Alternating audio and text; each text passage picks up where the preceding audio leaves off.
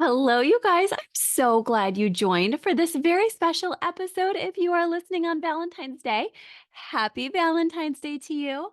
I also want to say to everybody, whenever you're listening, today is a very special episode where we're going to talk again about healthy masculinity and femininity in your relationship. So I hope this episode gets lots of listens and hopefully will make some huge waves of healthy change in your life because this is such an important topic. I just want to right now say if you are listening live, make sure you are aware of two things. One is that we have our coaching starting out, which is so exciting if you're just right there in that game of like, I definitely want to make sure that I become a coach or an Enneagram Marriage certified master, then the next time we're training starts tomorrow. So make sure you get on the bandwagon if you would like some time with Enneagram and Marriage learning. We have fun. We do have Taylor Swift references actually in our materials, as I've mentioned, because we have to have a little bit of relationship chat, even as we deep dive into attachment work and the Enneagram and so many pieces of the layered work that it's so important we do in our own relationships and as coaches. So we have a lot of fun in there. Also, you can ask questions if you happen to take the live course. It's so fun when I get a few students to come sit with me. I know a lot of you are working and you need to take it later, but just to have a little classroom engagement, I think I'm going to have some this time. Very excited. So we also have a payment plan. Make sure you take advantage of this. This is such a joy for me to be able to do this every single year. So that is huge. And even if you're listening at a different time, I want you to know that you're welcome to join anytime via video. So that is up your alley too, hopefully. And you can ask us if you have any questions about that. Now, I also want to let you know that as we talk about the learning you're doing, we have even more fun ahead. And there are so many people speaking at the NEA Summit for Love and Relationships, including yours truly. So I hope you'll get your free ticket to that. That is with Tyler Zach leading the way. And if you're ever just feeling lonely or stuck or bored, the thrilling news is that all of these speakers are coming together in the summit to truly enjoy time of teaching together. And I have a lot to share, as you know, but so many others do too. And I love hearing from some of the speakers just as much as you guys do. Suzanne Stabile is going to be speaking. We've had Ashton Whitmire Ober on for Instagram Lives before. She's speaking. You probably know her. We have Steph Barron Hall. We have Sarah Jane Case. We have Jesse Eubanks, you name it. Probably if they're in the Enneagram community, they're there speaking or going to attend because it's just one of those times when we're going to get a lot of love and relationship support. So make sure you check it out. Make sure you are aware of the dates so that if you want to attend live for free, you know it's March 5th through 7th, but you can get that upgraded ticket if you want to. Everything for you is in the show notes. And as far as what we're covering there, we're covering how everything will influence your relationship, down from triggers for each stress type, from strategies to enhance your communication, emotional, sexual intimacy, healthy boundaries, parenting tips. I know I'm talking on conflict styles at length and with a slideshow. So to make sure to RSVP, like I said, go to the show notes. It's March 5th to 7th. And now we have these two pieces of upcoming fun ahead for you to get even more deep diving into your Enneagram work. So don't miss out, okay? And everything's in the show notes. Now, lastly, we're going to have our topic today. And I hope that, like I said, if you're in the Valentine's motif and it is midweek, we have a lot going on even within that with I posted some midweek sort of activities each type could do on Instagram because I was thinking, okay, I'm going to take Wes to my Pure Barre class on Friday night for a couples date night, and he's going to have to sweat it out there too. It's the Define weightlifting class. He doesn't have to, but he said he would do it. So I'm so excited. But other than that, like tonight for Valentine's Day, it's also Ash Wednesday. So I know I'm going to want to focus on that. And I don't know about you guys, but there's pieces of my life that I want to attend to spiritually with my kids. You might have something going on. So I just gave some light tips over that at Instagram, but don't feel like you have to spend it tonight. It's okay to say, I want to celebrate this holiday Friday, Saturday, Sunday, or just something simple tonight. And you could do this with friends, family, on your own too. It does not have to be a couples thing. Um, but I also just want to encourage you guys that as we look at masculinity and femininity, even though we can, and maybe in the future will have a guest to talk about this, and I've talked about that in the past, like we'll have a guest to talk about it with us. Um, that is something that's even like there are so many conversations we can have about masculine and feminine energy. In fact, I already did an episode in the past about this topic in the bedroom. But today I'm talking about it in terms of you leveling up so that you can not just know the terms masculinity and femininity and polarity, but also be able to have the very healthiest of masculinity or femininity, whichever you need more of in your relationship right now on a healthy level. So I'm going to talk about masculinity first, and then I'm going to talk about femininity so you can have both. I hope you'll listen to both because, as you probably know, when we talk about normative gender issues, a lot of this is very culturally layered. So, in one culture, for instance, somebody might say, this is very feminine, and somebody else listening here, their culture's like, no, that's so masculine. Even when I remember having my daughter Hannah as a baby, I brought her to a Target, and this person of another culture stopped me and said, "What's your baby's name?" And I'm that counselor personality that gets stopped everywhere. And I was like, Hannah. And then they were like, that is a boy's name. Ick. And I'm like, oh my gosh, she's so sweet, feminine. But it's true that just understand the overlays are going to be different. So I don't want you carrying or wearing any shame if you've had your heart splayed out before by somebody who just didn't understand who you were and your needs. And in fact, I was on a podcast, one of my favorites that I've gotten to be on through the art community and collective, The Breath and the Clay, the Makers and Mystics podcast recently. And I got to share a shame exercise there too. So check that out if you like. But either way, just allow yourself the reminders that even if you and your partner disagree on what's inherently masculine or feminine, a lot of this is just from their own culture. And then a lot of it is deep laden issues that are biological as well. So that when we look at studies in this realm, for instance, we can see that sometimes, for instance, women are very attracted to a man who has a square jaw or a wider nose or something that is seemingly more feminine, or excuse me, masculine. But sometimes, if they're too masculine in their looks, a woman feels like that's a little unsafe because he may go very far in nature. Oftentimes, it's more based on we want these features because they feel like they would be genetically and biologically helpful to us. So, in some cultures, it's been studied that during a woman's fertility cycle, she's actually very attracted to a very attractive male in a masculine sense, but that she's not otherwise. And so the consensus is going to differ between cultures and times in life and so many different features. But that's not the most important thing that I want you to learn about masculinity and femininity today. What I really wanted you to learn was this base of not shaming yourself, if even if you've been told you're not enough, or even if you feel it intrinsically because maybe you were raised in a family where they're like, this one's feminine, this one's masculine, and you know how families can do that, and parents have done that in past, hopefully not in your generation, but it may have been done to you. And I think it's important that you address that with yourself and really allow some deep breaths and some reminders that people have been wrong about you and people don't always have healthy perspectives and that we're still learning. Um, but I want you to understand in a very general sense, now that we've gotten that baseline layer out of the way, that sometimes feminine energy can be seen as receptive energy and masculine energy can be seen as stable energy. Others look at female energy as moving or mysterious energy, and others look at males as like just baseline, like, I want to make sure that I just am, that I'm here and I'm logical. But even amongst Enneagram types and people, there's going to be variance here where we say, oh, this one seems to have a little bit more of this, and this male over here is a bit more receptive, etc. So, in your relationship, how can you have healthy masculinity and healthy femininity? And that's what I want to encourage you with today. So, if you are a male listening, or if you want healthy masculine energy, understand that it's important that you address disrespect still. It's not that we want anyone walking over you, but that you also address emotions freely.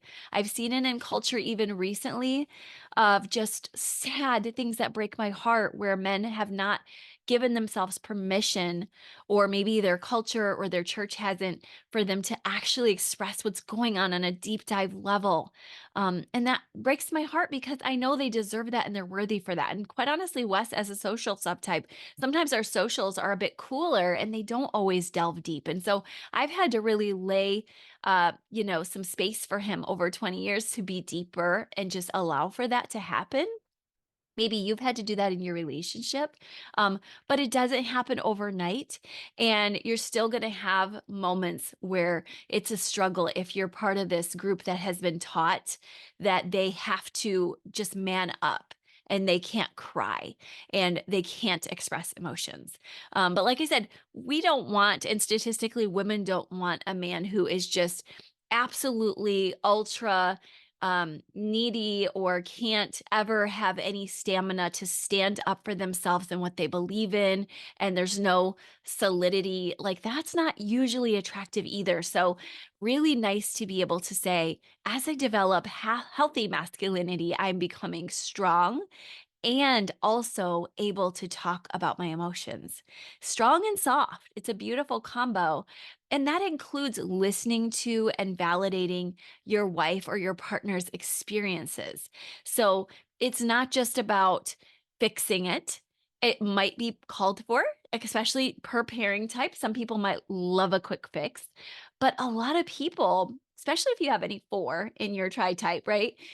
You're going to want some depths. You're going to want somebody to be able to sit with the emotions that you share and also have them not fall apart with you necessarily, but just be in it, just stand with you. And that can be very masculine to stand with somebody, to understand it, and to say, to a level, I get it. I can't exactly know what's going on inside of you, but I'm here and I'm not going anywhere. And that is beautiful. Whereas sometimes a man is more prone to like fix it, withdrawal, walk away, feels overwhelming. And instead, I just want to encourage you here, if you're a man, to take some deep breaths and to stay and to just be. And that is allowed, even if it brings a tear. Oh my gosh, if it brings a tear, we're swooning, most of us. Force me as a 7. It's a wild card. I might be like scared myself with my emotions. So I have to do that too, because I tend to bring the boisterous kind of like the energy of the feminine. 7 is usually a feminine type, but it's in this way that we bring the wild energy of like not sure what you're going to get. And so that can be seen as female energy. But I have to work on some of the vulnerable pieces we'll talk about when we talk about feminine energy too. So I think that everyone has something to work on. But when we get to that space of you, if you're a man who is looking to connect with not a toxic masculinity, then you're going to want to remember these key terms, that you're not just aggressively dominating and competing and making this resistance to therapy. Like, I could never do my work because that's not how men solve problems. We have to fight physically. This is obviously probably not you if you're listening to this pod. But to be honest, it is still a lot of guys out there. There's a lot of cultural depictions of men that still feel like they need to be held up. So, one more voice, mine right now, saying, guys, you are allowed to feel, you're allowed to have pain, and you're allowed to be real. It's important. But I also want to help women to know, please allow for that. It can be easy for us too to be in that space of not desiring that or not honoring that when we do see it. So we have to understand that it's healthy. And even if there's a part of you that is cognizant, remind yourself your immunity is healthier, not just when you have this stoic perfection, but when you're able to process and release. That's very good for your immunity. So if you're thinking these evolutionary traits of masculinity and femininity are so healthy, yes, but remember, the release of tears is part of health and immunity. And it's a sign of health to look around and say, I'm not okay and I need to work on that. I saw Jenny Allen just shared that in her public statement about her husband, sharing that he's got depression on Instagram, and how important that is that they attend to that together as a couple. So do understand that. Also understand that if you are a female and you're wondering, how do I have and hold healthy femininity? I want to speak to you in terms of where I walked through with this and then where I've seen it in research. And when I say research, some of it is going to be conversational or qualitative research. Some of it is going to be funded. But at any rate, a lot more of the funded research is the evolutionary traits I talked to you about. And so, yes, I get it that the more feminine and appealing and healthy women are often the most attractive, and really good scent and fertility signals in nature. But I also want to talk to you on this qualitative level as well to say the healthiest conversations I've had and seen being had in the community about femininity is not a woman actually who is so receptive that she can't stand up on her own. And I think everyone has probably been there as a woman where you've been told that at some point in your life. I mean, my goodness, it's just so cultural that even my daughters still feel that sometimes as teenagers in this day and age. So, of course, if you're older than 16 and 18, then you probably have at some point either worn that mantle or had that mantle put on you of true femininity is not saying anything. And almost like the dad versus the child relationship for husband and wife. And super ultra complementarian where the husband lords it over versus a partnership. And so I think that we're seeing the statistics that that's the people, at least in evangelical circles that Sheila Ray Gregoire has researched, they're not generally as happy in marriage. And there's always people outside of the bell curve, as she does a beautiful job of explaining the research. And they did a lot of quantitative research even on this. But I think that there are going to be a few where it does work, where the husband is such a wonderful man that it works. But I know Wes has taught our daughters, like, there's not a lot of guys like that. So I want you to be strong. And I don't want you to ever think your husband is going to lord over you, but be intimate partners. This is what sex research tells. This is what healthy, happy marriage research tells is that we find a way to partnership, even with these strong traits of a man and the more perhaps often gentle traits of a woman. So that is the first level, is knowing that you're worthy and equally beloved and that you don't have to be under somebody, but that especially if you're in a faith circle and you've been told, any differences, remember the differences are that you're both to submit to God ultimately. But the second layer people usually get to after this one bombs out and they're not being heard, and I hear this all the time, guys, like all the time, like every week. That somebody has tried this method of ultra femininity where they just complete receptiveness and the person is taking complete advantage of that and has lost all respect for them. And so that is where women kind of enter the second stage where they just say, forget it, I'm taking care of myself. And instead of this dependence relationship, it's either 50-50 or more often than not, it's two parallel lines that are moving against each other. And it's really sad, but it's just this new space of like, I don't even care because I'm doing life on my own. And I think that many of us have been there before. It's the dark night of the soul for a woman in relationship, let's just say. And so and sometimes, by the way, men can get to that space too. It doesn't mean just women, but just a space of like, I don't trust you anymore and I want to just go at it alone. And so I think you have to have some important conversations about how to intersect again when you hit that space. And they're usually going to involve emotional vulnerability. And that's why I said some of the types can get in trouble. And I'm going to make the argument that all of the types can get in trouble here because even with our heart types who enjoy processing others' feelings, when it comes to their own, sometimes they're like, I'm out of there. Or for me as a 7, sometimes I'm like, the feelings will kill me. And it hurts so deeply because you want to do it, but you're like, it won't be good. It won't be healthy.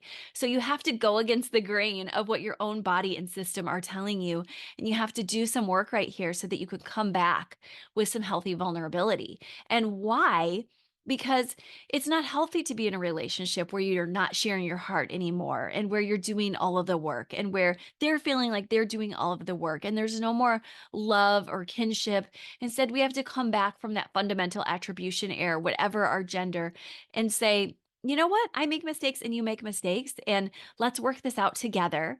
But let's honor where we're each really coming from. Let's share those feelings. Let's get that feelings wheel out if we need to, or let's take a course with Krista, or wherever you're doing your work, where you're actually, like we heard on Monday on the podcast, where you're holding the peace, where you're allowing yourself to really say, I can have peace and calm and talk about what's actually happening under the surface for me. And I can use we language, and I can allow us to be partners and remember the good about you, even as I tell you what hurts, because we want to enter this third space of terrain. And I love talking in terms of Abraham Maslow's hierarchy of needs. Um, because we want to ascend that marriage masterful place. We want to come into as many of our ideals as we can, especially in modern day marriages. We're not just content with our pragmatism anymore. So, if we're going to ascend this mountain together, then we have to be willing to say, okay, here's what it's going to take for me to get there. And a lot of that is going to come from your own spiritual renewal. A lot of the work I do in that space is between me and God, which is why I said I want some time for my Ash Wednesday. I want some time to process what I'm doing on my Lenten journey. For those who know what Lent is, it's the 40 days before Easter, traditionally along the church calendar. And it's a space and a time for you to contemplate your laments, but also just to spend extra time with God. And right now, quite frankly, both my daughters happen to be in a space of like really desert, of not knowing their next steps, because they're just in these, ages where it's like, okay, I think this is the path. Is this the path? And I can feel these expressions in their lives so deeply. And I'm like, I have not been praying faithfully for them. Um, I do my ritual sometimes of prayer, but like really deep prayer for them. I want to be on my hands and knees over these next 40 days. And this is a big piece of my life right now. It's not all about me and Wes all the time, because I know that we'll ascend the beautiful mountains of life and our goals as social creatures too, to bring in this next generation and bring them up well, if I cannot overly focus on him and just start like narrowing down, like I need to nitpick every little part of you. But instead, if I can say, ascending this looks like a spiritual journey for me. Sometimes it'll be about him, sometimes not. Sometimes nothing to do with anyone in my family, just me and God, or about this work I'm doing here. And that blesses my marriage to have a space where I'm spiritually doing my work, because I know that I'm loved and worthy, even when Wes is having a bad day or coarse mood, or he's dealing with this type 1 issue of resentment. It's like I am not, going to stake my whole worth on that. And that's a great space for healthy femininity or masculinity, depending on where you're at, because it allows you to be you and who you were created to be. And yes, you're still part of them, and you still glow, and you have beautiful ways that you construct and create together and merge together. But it's not the only part of your life. And then where it is important, you're, as I said before, in that step away from just parallel lines, is you're actually doing your deeper work together to say, here's what will bring us to the next level. Here's what might bring our kids to the next level. Let's process that together. And because it's Valentine's Day, when I'm recording this at least, or nearing Valentine's Day, I want to add something that I hope we don't forget here in all of the work we've talked about of doing this or doing that, is just being together, allowing for that to be some of it, because you're not staking your claim in each other finding your worth. That for healthy femininity or healthy masculinity, you have self-care happening. So now you can just pause and enjoy each other. And you can have a date, which you just literally get to relax together, because your survival is not on the line. You know the other person has different opinions than you sometimes, and you're not getting in each other's way for the goals you have. And you're also talking mutual goals sometimes. So it's perfectly acceptable, and I think super healthy for you also to just take some time this week or whenever you're listening to say, what can we do for fun too? Let's bring some adventure back into our life. Let's bring some of that healthy, not just self-pres instinct or social that we've been talking about today, but the sexual instinct. Like, what can we do to jazz things up, to bring something different? And you heard me say, oh my gosh, what a crazy weekend I had with Wes, but it was beautiful because it was different. And I was taking that risk. And that's what healthy couples do who have really gotten to this mountaintop together is they say like I'm willing to risk even though it's crazy and it's wild. I'm here and I'm solid and I'm doing the work with you. And that's what I want for you. But it has to have that element of fun too. So bring in a bit of mystique, some fun, do something a little different. Take a deep breath if your spouse does this for you. And if it's you doing the pulling, just like we heard on Monday, allow yourself to bring and invite. Don't pull or push, but allow your own health to be seen and your own growth journey and your own life with God to be wrapped up in this story so that you still have a purpose even on your spouse's bad days when they're not the perfect healthy masculinity or femininity. No one is going to sit in these spaces all the time. And I think it's a really worthy conversation for you to check in with your partner too. Like, what is a turn on? If you are with your husband, say, like, this is what I love about you. This is what makes me feel like you're so manly. Or if you're with your woman, like, oh my gosh, like when you are wearing that, like, this is, whoa, I'm surprised. Like, I'm just feeling feelings that I really like.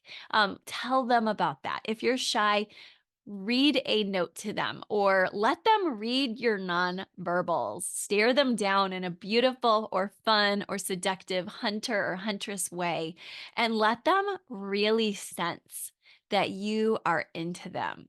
And, be willing to attract. We've talked about this a lot before in this podcast, but it is worth mentioning this Valentine's week that attracting means displaying, it means auditioning, not just getting the part and then lying down and forgetting that you were ever a catch, but it's being the catch. And that sometimes there's a little bit of playfulness to it. So I always say, especially on my Substack blog, like, don't make people have to have like this carrot and stick, creepy, manipulative thing, like you didn't earn my love, but do allow for some playfulness and some back and forth and some banter. So I hope you enjoyed this episode. I hope you'll make sure to check out the conference. And if you would like to learn on a deep dive level how to help your marriage grow in our masterclass, or if you want to become an Enneagram Marriage Certified Coach, join me for that. And we have a payment plan now, and there's the free conference. And so we have given you, I hope, so many resources to shore you up so that you will have a wonderful Valentine's and beyond. Don't forget to check out our Instagram posts for very simple Valentine's Day. And I am here for it all with you guys. Thanks so much for being here. Bye bye.